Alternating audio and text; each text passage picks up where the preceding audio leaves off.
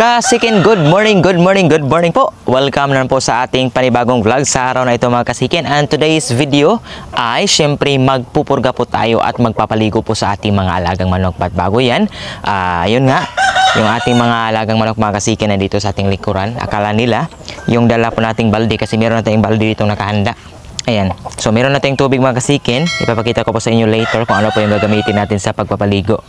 Mga kasikin, bago nga pala natin simulan yung pagpapaligo at pagpupurga sa ating mga alaga, samahan nyo muna ako saglit. Papakainin muna yung ating mga alaga, mga manok, sapagkat medyo matagal po tayong matapos sa ating pagpapaligo.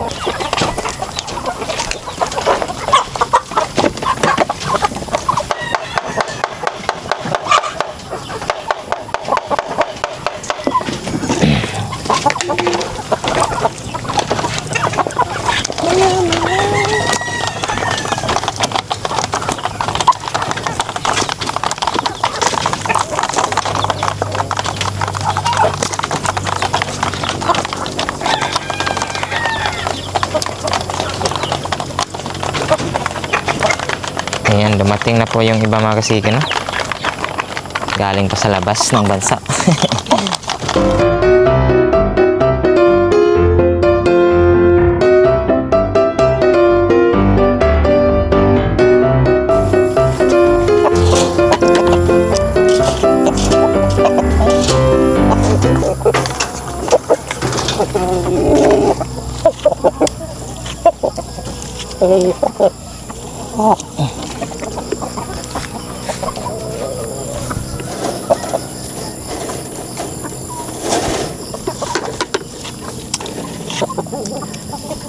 Ayan kasikin, tapos na po tayong magpatuka at kasalukuyan. Nandito tayo sa puno po ng ating betel nut sapagkat ang bunga po nito yung gagamitin natin, no?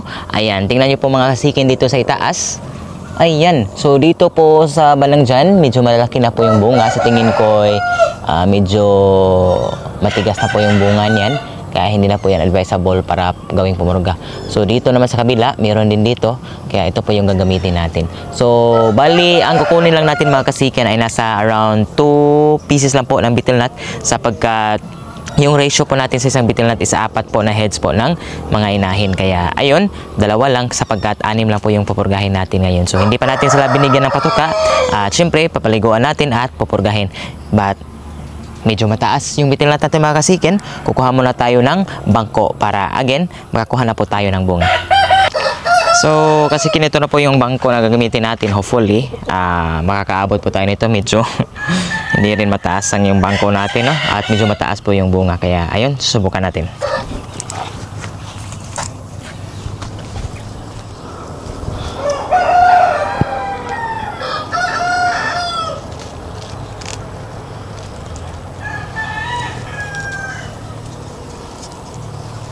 Buti lang may dala tayong garab dito mga kasikin.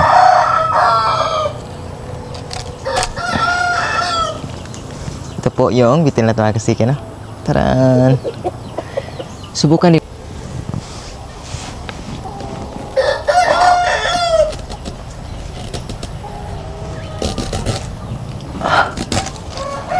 Ayan. So, kinuha na lang natin entire yung bunga mga kasikin, no? Ayan. So, susubukan din natin ito kung pwede pa ba itong gamitin, no? Balingan kasikin na isusubukan na po natin. Unahin na po natin itong mga malalaki, no? Kung pwede ba natin itong gamitin. Kung medyo malambot pa po yung laman. So, kapag matigas na, hindi na talaga pwede yung pamurga mga kasikin. So, dahan-dahan lang. Kasi matulis po yung kutsilyo natin. Ayan. So, kasikin, still, magamit pa po pala mga kasikin, no? Sapagkat ayun, malambot pa po yung bunga. So, ito po yung betel nut na advisable gamitin mga kasikin, no? Sa amin, tinatawag po itong butong, no? Yung bata pa. Ayan. Kukunin natin, syempre.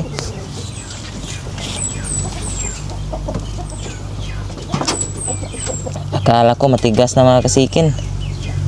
Yan pala, saktong-sakto yung bunga. Ayan.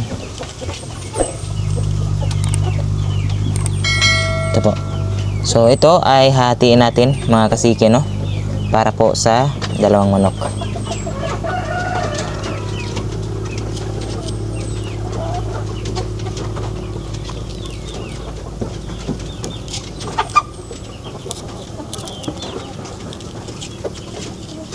Hindi natin ako ng maayos. Ayan. So, pwede ito mga kasiken.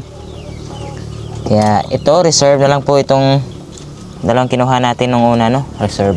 So, kasiken, ito na po yung ating betel nut na inihanda. So, ganito po yung ratio po ng ating pagpupurga po sa ating mga alaga, no? Ganito lang kalaki mga kasiken. Para hindi po sila ma-overdose kasi delikado din po yung betel nut mga kasiken. Kaya, dito tayo mauna sa ating pong game fowl. So, sa kasalukuyan mga kasiken, may 3 na siyang itlog, kaya yun, pupurgahin natin, papaliguan, para pwede na po natin siyang i-breed, sapagkat yung ating mga game fowl po na mga tandang ay tapos na rin mag-molt. Ito rin, tapos nang mag-molt mga kasiken. Kaya ayun. So every time po na magpupurga po tayo, talagang sinisabay po natin, no? Yung pong pagpapaligo at saka yun pong pagpupurga. Kaya ayun. So tingnan nyo mga kasiken. Ganito lang po yung pagpupurga natin, no? Pwede natin hatiin. Yan. Para hindi po sila mabilaukan.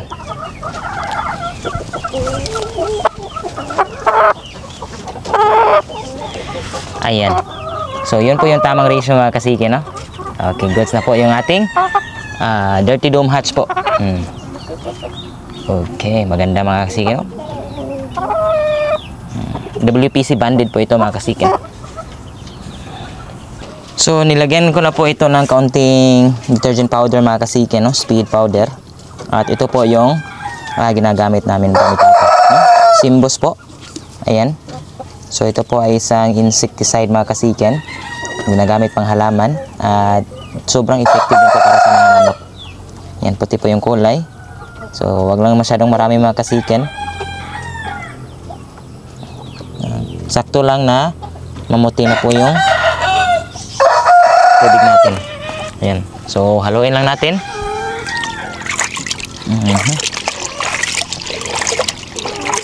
So, hindi na po tayo bumibili ng wash out mga kasiken sapagkat ito lang effective. So, pwede rin may wash out. Hanggang plus ito. So, pwede mga kasiken, no? Ayan. So, hindi naman po ito dangerous po sa ating mga alaga kung kanilang mainom mga kasiken. So, patay sigurong bulate kapag mainom nila ito. Ayan, kaya ito po yung pinapaligo natin, no? So, ayan. Para mawala po yung mga hanip, mga gumagapang po sa kanila, no?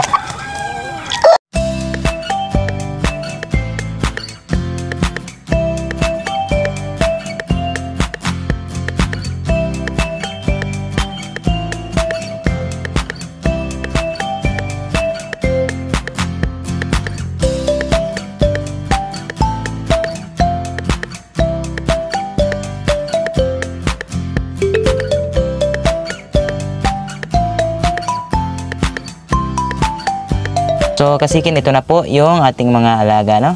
Ayan. So, ready na po sila for breeding season, mga kasikin. So, this coming October or November. Ayan, natin na silang i-breed, mga kasikin, no? Ayan, dito mga kasikin. On molt at sobrang gaan po niya. Ayan, ito yung isang inahin. At sinali na po natin yung ating white choco, no? Ayan, first time po maligo. First time mapurga. Ayan. So, hopefully, tuloy-tuloy na po yung kanyang paglaki at pagtaba. So, kasi nagsimula na pong umipot yung mga alaga natin, no? At ayan, sobrang dami pa. Sintabi po sa lahat ng kumakain mga kasiken. But ayan, papakita ko lang po sa inyo yung effectiveness po ng ating purga, no? Ayan, so ito na po yung mga tapeworm mga kasiken, no? Sobrang dami, no? Kuhang-kuha po sa ating pamurga, oh. Ayan. Tapeworm po yan mga kasiken. So, yung iba, hindi pa umiipot. Abangan natin. Ayan, so kasi hanggang dito lang po yung ating video mga kasike, no? And hopefully ay mayroon na po kayong natutunan at nag-enjoy naman po kayo sa ating panibagong upload. Kaya again, sa mga baguhan lang dyan na napadaan sa ating YouTube channel, please do consider subscribing. Malaking tulong na po yan sa ating YouTube channel. Wala na pong mawawala siguro mga kasikin kung inyo pong i-hit yung notification button para patuloy kayong updated sa mga panibago nating mga upload. So hanggang dito na lang po. Happy farming po and see you po when I see you. God bless.